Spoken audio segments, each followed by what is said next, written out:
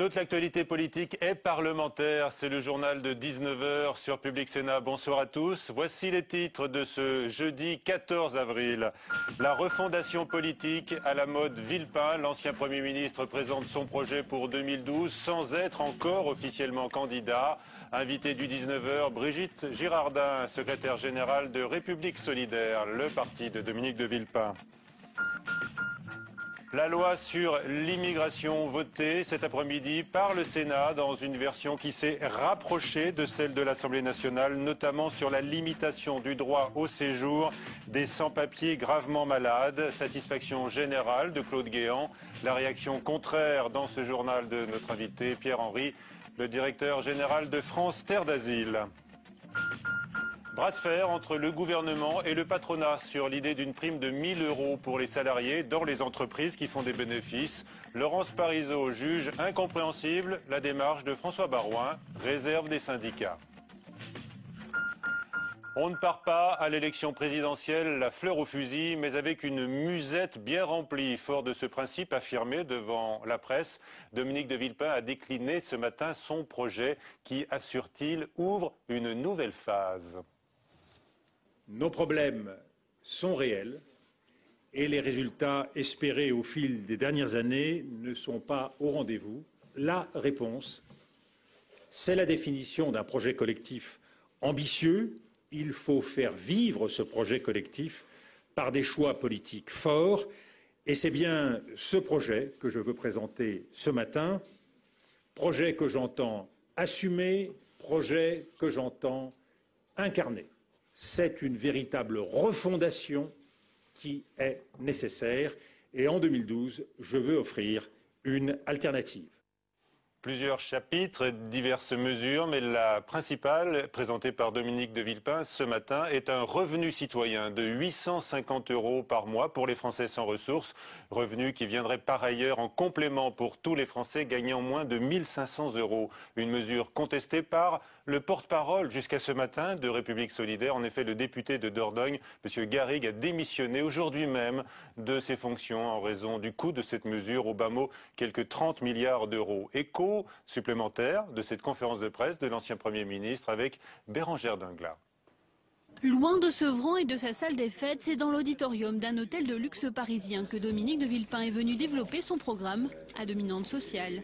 Comme à chaque fois, la presse a répondu présente. Plus de 200 journalistes venus du monde entier sont là. Telle une star, c'est sous l'œil d'une dizaine de gardes du corps que l'ancien Premier ministre développe ses propositions pendant près de 50 minutes. Dans le public, malgré un discours fleuve, les fans sont séduits, souvent plus par l'homme que par le programme. Consensuel, intelligent, d'une culture extraordinaire, d'une sémantique parfaite, on dirait vraiment on dirait un chef d'État. Les gens sur le terrain, la principale question, c'est quand est-ce qu'il va annoncer qu'il est candidat. Pourtant, les soutiens politiques, eux, sont peu nombreux. Appliqués au premier rang, les députés villepénistes sont moins d'une dizaine. Ce n'est pas les députés qui votent. L'élection présidentielle, c'est quoi? C'est un homme face au peuple. Et cet homme, il porte un projet pour les Françaises et pour les Français. Et comme en politique, on n'a qu'un maître, c'est le peuple, c'est lui qui décidera. À la différence de Nicolas Hulot, longuement Dominique de Villepin joue le jeu des interpellations. Et pas question, comme le candidat vert, de filer en douce par une porte dérobée. Le président de République Solidaire se fraye un chemin au milieu d'une foule de caméras. Il prend même le temps de répondre en espagnol pour la matinale de Canal+. Para los amigos hispánicos. Témoignant une fois de plus de sa maîtrise des langues étrangères. Quant à la question de sa candidature, on n'en sait pas plus. Décision à l'automne, c'est promis. Voilà, on revient donc sur le projet et l'équation Villepin dans un instant avec Brigitte Girardin et notre consoeur du Figaro, Judith Ventrobe. Les petites phrases du jour. La rivale de Nicolas Hulot, Eva Joly, se pose en candidate des intérêts du citoyen et précise-t-elle pas de ceux des multinationales. Dominique Strauss-Kahn, lui, en réponse à un journaliste aujourd'hui à Washington, la question de mon avenir politique n'est pas pertinente. Il a accepté, en revanche, de s'exprimer sur l'avenir du FMI. Nouvelle crispation entre le gouvernement et le patronat. Des divergences sont apparues sur l'immigration légale que Claude Guéant veut limiter, sur le sort favorable réservé aux actionnaires. Cette fois, l'idée avancée par François Baroin d'une prime de 1 000 € aux salariés fait tiquer le MEDEF, le ministre du Budget, a fait part néanmoins ce matin de sa détermination.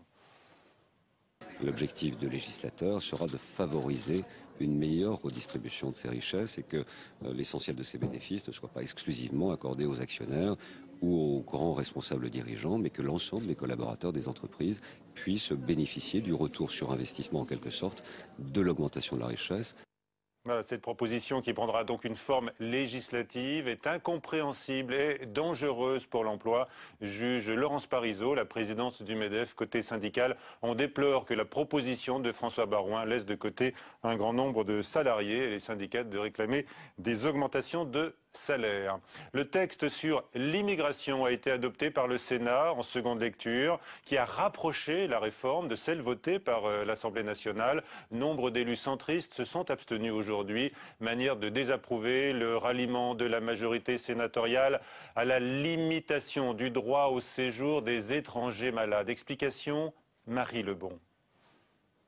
En approuvant hier l'amendement proposé par le rapporteur François-Noël Buffet, les sénateurs se prononcent pour un durcissement du droit au séjour des sans-papiers qui souffrent de maladies graves. À l'avenir, le titre de séjour étranger malade ne sera délivré qu'en cas d'absence de traitement approprié dans le pays d'origine. Jusqu'alors, s'ils ne pouvaient pas se faire soigner dans leur pays, les sans-papiers étaient accueillis en France. Un revirement de situation pour les sénateurs. En première lecture, le Sénat s'était inquiété de cette modification de la loi, estimant qu'il n'était pas cohérent de faire dépendre le droit au séjour d'un étranger malade de la disponibilité de traitement dans son pays d'origine. L'UMP se défend de tout retour en arrière. On estime dans ses rangs qu'un malade ne sera jamais abandonné. Ce que souhaitait le Sénat, c'est que soit vraiment réaffirmé le fait qu'un étranger gravement malade, eh bien, il soit soigné sur notre territoire. Il n'y a pas de discussion sur le plan sanitaire et sur le plan humanitaire à cet égard. À gauche, on s'insurge contre une disposition démagogique. Si les traitements sont disponibles à l'étranger, ils sont souvent inaccessibles. La majorité du Sénat a suivi le gouvernement et est revenue en arrière. Je le regrette très profondément. Selon les associations, en France, une partie des 28 000 étrangers malades risquerait l'expulsion et par conséquent une interruption brutale de soins. Et le ministre de l'Intérieur, Claude Guéant, s'est réjoui tout à l'heure de l'adoption de ce texte qu'il qualifie de pragmatique et opérationnel. Invité du 19h, donc Pierre-Henri, bonsoir. Bonsoir. Vous êtes le directeur général de France Terre d'Asile. Comment est-ce que vous qualifiez le texte ? Écoutez, c'est une loi de plus, la 5e depuis 2003 sur le même sujet. Et il est tout de même très étonnant que les parlementaires passent leur temps à remettre les questions migratoires en chantier. Ça prouve d'ailleurs l'inefficacité des lois précédentes. Celle-ci porte principalement sur 3 éléments. Le premier, l'allongement de la durée de rétention des étrangers, qui est portée de 32 à 45 jours, en dépit de toute efficacité, puisque la plupart des étrangers sont éloignés dans ce pays au bout de 10 jours. La seconde, c'est la mise à distance du juge judiciaire, puisqu'il n'interviendra plus maintenant qu'au bout de 4 jours. Le gouvernement voulait 5. Oui, le gouvernement voulait 5. Là. Et le Conseil constitutionnel sera saisi sur cette affaire, puisque jusqu'alors, et la Constitution, l'article 66 de la Constitution dit que pour préserver la liberté, évidemment, le juge doit intervenir le plus rapidement possible. Troisième point, celui qu'on a abordé. Et puis là. le troisième point, c'est évidemment sur les étrangers malades. Je fais remarquer que le nombre d'étrangers malades qui bénéficient d'un titre de séjour en 2010, c'est un peu plus de 5 000 personnes. 28 000, comme ça a été indiqué dans votre reportage, c'est en réalité le stock. Et cette mesure est assez étonnante parce qu'en réalité, elle va coûter plus cher au système de santé français. Comment ça ? Tout simplement, et ce n'est pas moi qui le dis, mais de grandes sommités médicales. J'ai là un appel de 1000 médecins, le président de la santé française, de santé publique, de pneumologie, de pathologie infectieuse, ou le président du Conseil national du sida, qui disent à l'évidence ce qui va se passer. C'est-à-dire que vous allez avoir beaucoup plus de personnes qui vont, du coup, n'ayant pas accès à des soins, eh bien, vont se réfugier dans la clandestinité. Et, de fait, ne rentreront plus du tout dans un système de soins préventifs, mais n'iront se rendre dans les hôpitaux que lorsque les pathologies seront déclarées très avancées, et ça coûtera beaucoup plus cher.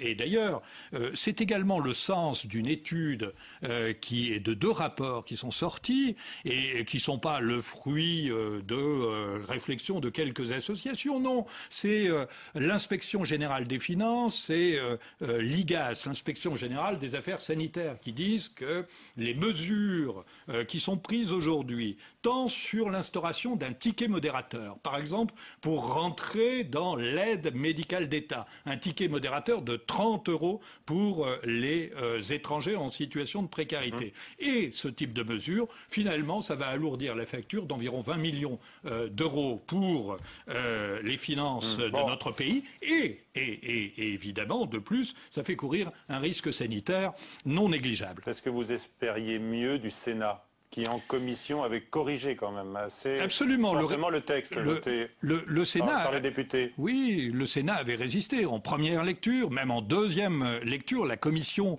des lois, sous l'impulsion de François-Noël Buffet, d'ailleurs avait rejeté cet amendement. Bien, aujourd'hui, Monsieur Buffet produit un amendement de compromis, c'est comme ça qu'il le nomme. C'est vraiment quelqu'un d'estimable, mais je pense que sur le coup, il s'est trompé et que introduire une notion de nécessité de présence du médicament, du traitement dans le pays d'origine, ça ne veut pas dire un accès effectif aux soins. Par exemple, là encore, toutes les études épidémiologiques le montrent, 60% des personnes qui sont atteintes du sida n'ont pas accès au traitement dans leur pays d'origine. 25% des gens qui sont atteints de la tuberculose. Il y a donc un vrai problème de santé publique et je pense que monsieur... Est-ce que c'est à la France de régler ce genre de problème de santé publique aussi à la majeur France. quand il se passe dans des pays tiers? Écoutez, ce qui est tout de même très étonnant, je voudrais tout de même vous rappeler que c'est la loi Debré de 1997 qui a instauré cette idée qu'un étranger malade était inexpulsable. Et dans le débat d'ailleurs à l'Assemblée nationale comme au Sénat, un certain nombre de parlementaires de la majorité ont rappelé que la France ne pouvait pas expulser des étrangers malades. Les grands principes ont été rappelés, mais au final vous dénoncez le texte qui a été voté donc avec une forte abstention des sénateurs centristes. Je le mentionnais tout à l'heure. Je l'ai remarqué. Merci Thierry Henry. Les deux assemblées vont se réunir prochainement. Thierry Henry, c'en est un autre. Oui. Pardon, oui. Pierre Henry vont se réunir, je disais, les deux assemblées prochainement en commission mixte paritaire, bien sûr, pour établir un texte de compromis. Merci beaucoup, Monsieur Pierre Henry. Je rappelle que vous êtes le directeur général de France Terre d'Asile. Le maire de la Faute-sur-Mer en Vendée, René Maratier, a été mis en examen aujourd'hui pour homicide volontaire et mise en danger de la vie d'autrui. Il lui est reproché de ne pas avoir respecté les règlements d'urbanisme dans sa commune où 29 personnes avaient trouvé la mort lors du passage de la tempête Xynthia. L'élu est sorti libre de sa garde à vue, mais il a été placé sous contrôle judiciaire. Les sauveteurs japonais ont entrepris aujourd'hui de fouiller les décombres dans un périmètre de 10 km autour de la centrale de Fukushima. Ils n'y étaient pas allés jusqu'à présent et ils ont retrouvé une dizaine de corps. En France, toutes les installations nucléaires vont faire l'objet d'un audit approfondi, comme l'a précisé hier le Premier ministre en apportant des assurances à l'opposition. Fabrice Cunet. Un peu plus d'un mois après la catastrophe de Fukushima, l'autorité de sûreté nucléaire a confirmé aujourd'hui le lancement de tests pratiques sur les centrales françaises. Baptisés stress test, ils visent à déceler d'éventuelles faiblesses face à un large panel de menaces. Il s'agit de regarder quel est le comportement de l'installation face à un certain nombre de situations extrêmes qui vont au-delà des situations déjà très graves qui ont été prises pour concevoir la centrale et faire en sorte qu'elle y résiste. Il s'agit donc d'aller un cran au-delà. Ces conclusions sont particulièrement attendues en Alsace, où la centrale de Fessenheim fait débat. L'ASN n'excluant pas d'émettre des avis de fermeture en cas de test négatif. À cette étude s'ajoute une mission parlementaire. Jusqu'à fin juin, sénateurs et députés vont auditionner scientifiques et exploitants pour établir un état des lieux du risque en France. Après Fukushima, rien ne sera plus comme avant et qu'il faut tirer les vrais enseignements, faire les bons bilans, le faire sans manichéisme, sans aucun a priori, les lobbies pour ou anti, c'est vraiment regarder la situation de notre pays et le rôle d'une mission parlementaire, c'est bien cela. Au-delà de ce premier rapport, un autre suivra, mais cette fois sur la place du nucléaire dans le mix énergétique. Quelles sont les possibilités de développement de solutions alternatives, quelles sont les potentialités également des économies et de la maîtrise de l'énergie, et tout ceci, nous rendrons vers la fin de l'année nos conclusions. Sur la base de ces différentes contributions, le gouvernement s'est engagé à un vaste débat national avant les présidentielles. Ce serait au printemps 2012. Et la CGT exige l'arrêt de la sous-traitance massive sur les sites nucléaires français, considérée par le syndicat comme une manière d'externaliser les risques professionnels. Nouveaux raids aériens aujourd'hui sur Tripoli, où de fortes explosions ont été entendues. Au Maroc, le roi Mohamed VI a gracié 190 personnes, dont des prisonniers politiques et des islamistes. Enfin, sachez qu'au Pakistan, on apprend à l'instant que 2 Français soupçonnés d'appartenir à un groupe terroriste ont été arrêtés. La suite du 19h, Villepin en piste.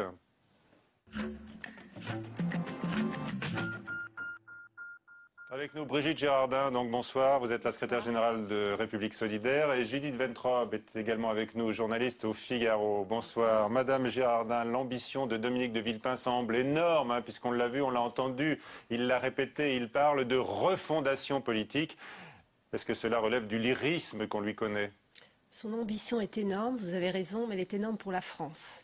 C'est quelqu'un qui n'a jamais eu d'ambition pour lui-même, mais pour son pays. Et c'est vrai qu'il a présenté ce matin un projet très novateur, très ambitieux et qui donne une vraie vision pour notre pays qui a besoin de refondation dans cette période de crise où tout le monde perd ses repères. Qu'est-ce que ça veut dire, la refondation politique ? La refondation, c'est organiser la vie politique autour du citoyen. On ne peut plus continuer dans ce pays à avoir 8 millions de Français qui vivent en dessous du seuil de pauvreté et 15 millions de Français qui n'arrivent pas à boucler leur fin de mois. Quand vous lisez le rapport du médiateur Jean-Paul Delevoye, vous avez un sentiment mitigé, ce sentiment de dépression généralisée et en même temps cette énergie individuelle des Français. Donc nous essayons de concilier tout ça et de redonner de l'espoir avec vraiment un programme, un projet qui tourne autour du citoyen, à qui on reconnaît une dignité, parce que la France est un pays riche et il n'est pas normal qu'elle n'offre pas à chacun de ses citoyens la dignité. Nous estimons que 850 €, c'est vraiment le revenu citoyen, mais ça veut dire aussi que chaque citoyen doit accomplir ses devoirs. Et parmi les devoirs, nous prévoyons un statut citoyen, effectivement, avec le vote obligatoire et aussi le paiement de l'impôt, même symbolique pour les plus faibles. Oui, alors on va revenir sur cette mesure phare du revenu citoyen, mais Judith Ventrobe, d'abord, une appréciation générale sur la prestation de Dominique de Villepin, qui n'a pas manqué de lyrisme en présentant son projet. Oui, fidèle à lui-même, effectivement, et ce projet dont vous soulignez le côté révolutionnaire, le mot n'a pas été prononcé, mais la refondation, en fait, c'est ça. Quand il reproche à l'UMP et au PS de faire des programmes d'ajustement, c'est bien ce dont il s'agit. Du passé, faisons table rase. Ses références historiques, c'est 58. Enfin, vraiment, c'est les grands rendez-vous de l'histoire. Donc, on retrouve Dominique de Villepin fidèle à lui-même. Pour le programme, ce que je remarque, c'est que je suis moins frappée que Brigitte Girardin, mais nos points de vue sont naturellement différents par son originalité, notamment parce qu'il repose sur des hypothèses de croissance dont tous les experts un peu sérieux vous diront qu'elles sont complètement fausses. Une hypothèse reprise par tous les grands partis. Par tous les grands partis. Alors là, je suis absolument d'accord. D'où ma CDE prévoit 2%. D'où ma remarque sur l'absence d'originalité. Il fait exactement la même erreur que l'UMP, que le PS. Le CDE prévoit 2% en 2011. On a envie d'avoir une précision sur ce revenu citoyen. Donc on a compris 850 € par mois pour ceux qui n'ont pas de ressources. Mais alors, ceux qui gagnent moins de 1500 € auront droit à un complément pour atteindre cette somme. Je vais vous donner un exemple précis. Oui. Une personne au SMIC aura un complément de revenu citoyen de 130 €. Une personne qui, par exemple, une femme qui travaille dans un supermarché et qui est à temps partiel subi et qui gagne 400 € par mois, elle aura un complément de revenu citoyen de 500 €, c'est-à-dire qu'elle percevra 900 €. Donc on a un système de dégressivité pour tous les Français qui gagnent moins de 1500 €, un système de dégressivité qui fait que à chaque moment, on ne peut en aucun cas décourager les gens à travailler.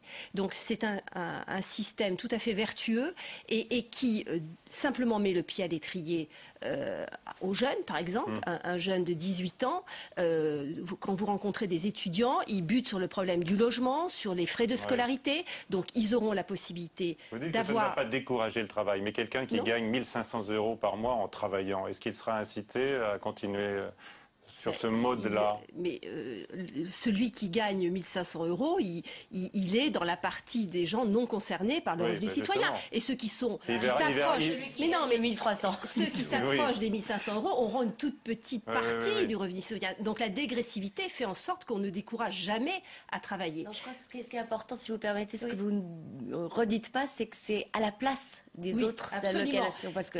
Mais ça, c'est notamment quand on évoque le problème du coût, il faut bien voir. 30 milliards, hein, il y a quand même un coût pour l'État. Hein. Vous dites que la France est riche, on nous a dit que les caisses étaient vides. Non, attendez, oui, enfin 30 milliards, c'est l'équivalent des cadeaux fiscaux qui ont été faits au cours de ce quinquennat. Mais ce qui est important de souligner, parce que dans ce pays, qu'il s'agisse de la fiscalité ou qu'il s'agisse des allocations sociales, on n'y comprend plus rien. Vous avez un maquis d'aide, on ne sait plus qui touche quoi, il n'y a aucune transparence, et vous avez une fiscalité qui est non seulement injuste, mais qui accroît les inégalités. Donc nous, ce que nous faisons, c'est que nous simplifions ces deux domaines. Le revenu citoyen se substitue à toutes les allocations sociales, sauf les allocations familiales. Donc c'est pour ça qu'il reste à financer 30 milliards d'euros, que nous finançons par une tranche supplémentaire, enfin par une imposition des 3% des Français les plus riches, à hauteur de 60%, et par la croissance. Nous avons aussi des financements par la surcote des grandes entreprises. J'essaie de doubler Olivier Besancenot sur sa gauche, qui est assez frappant dans le programme de Dominique de Villepin. Sur quoi?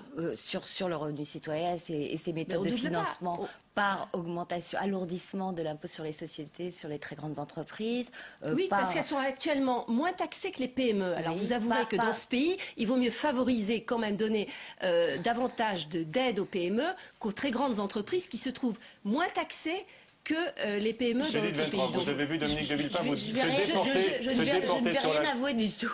Je termine pour dire que l'autre partie de la simplification, c'est effectivement sur l'impôt, la grande réforme que nous proposons, un impôt citoyen progressif et qui permet là aussi qui remplace les autres. Alors ça, je trouve que c'est une excellente idée.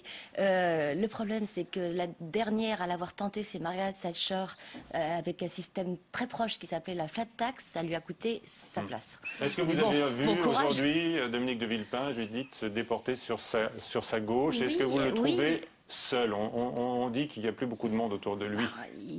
On n'a que 30 000 adhérents et sympathisants, et qui sont une vraie force militante. Combien avez-vous recueilli de signatures à ce jour? Je lisais dans Le Point, je crois, aujourd'hui, que Dominique de Villepin vous reprochait de ne pas en avoir recueilli. Je ne sais pas très bien d'où vient cette information. En tout cas, c'est pas moi qui recueille les signatures. Donc, nous avons un maillage territorial avec des fédérations qui sont en place. Nous avons 4 cadres par département et qui ont reçu pour mission d'aller chercher les signatures. Il en faut 500, vous en êtes à combien? Bon, je n'ai pas fait le compte parce que c'est dans les fédérations.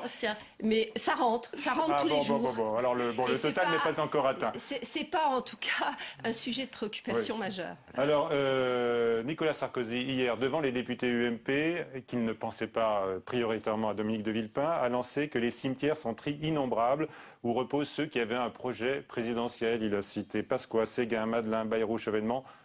Demain, Villepin?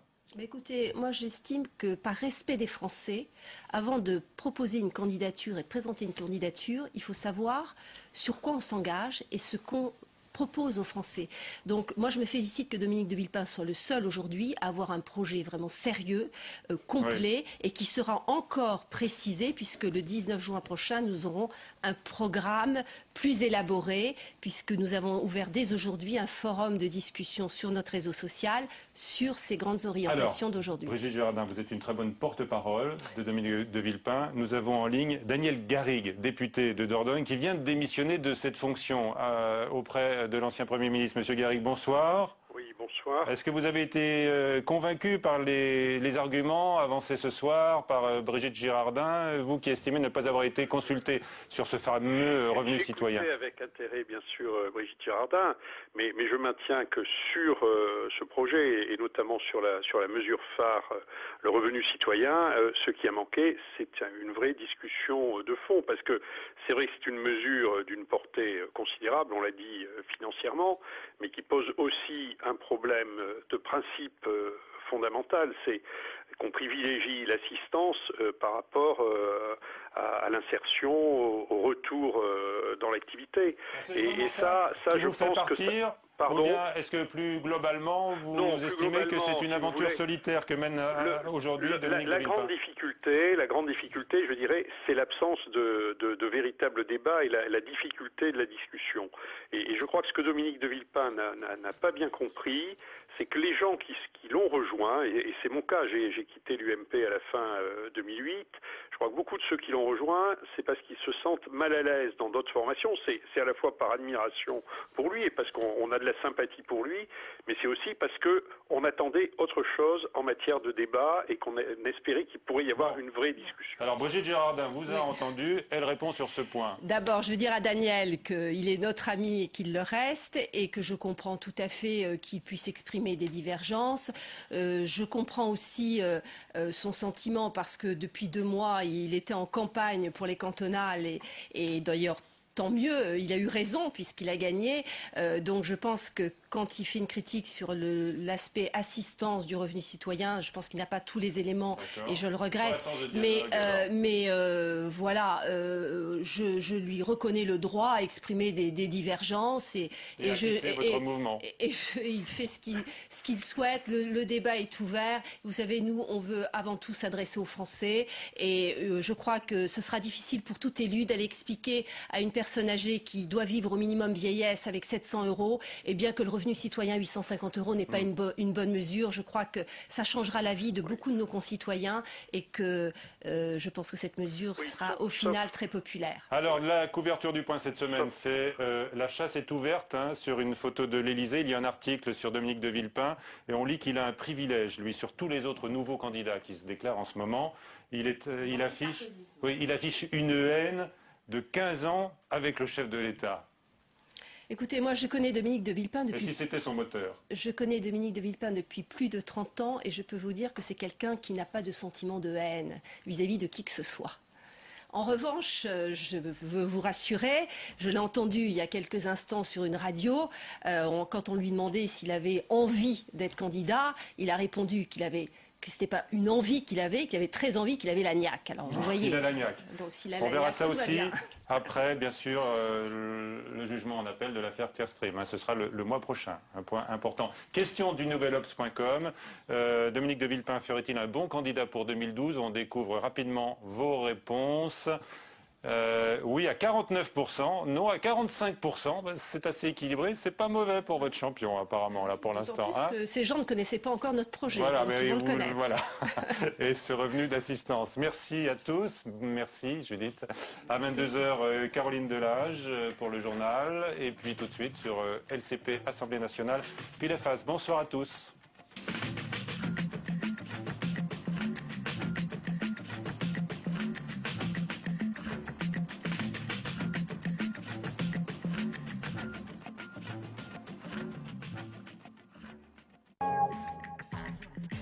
Enquête d'Europe vous propose 4 reportages réalisés aux 4 coins de l'Europe.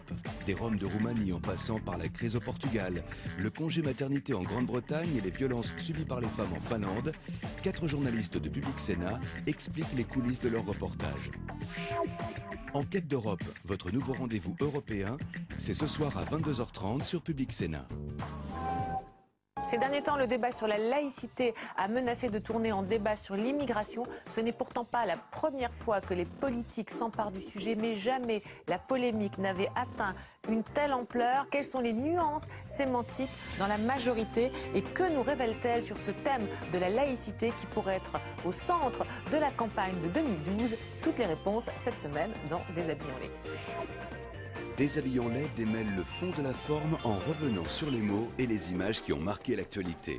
Samedi à 23h45 sur Public Sénat.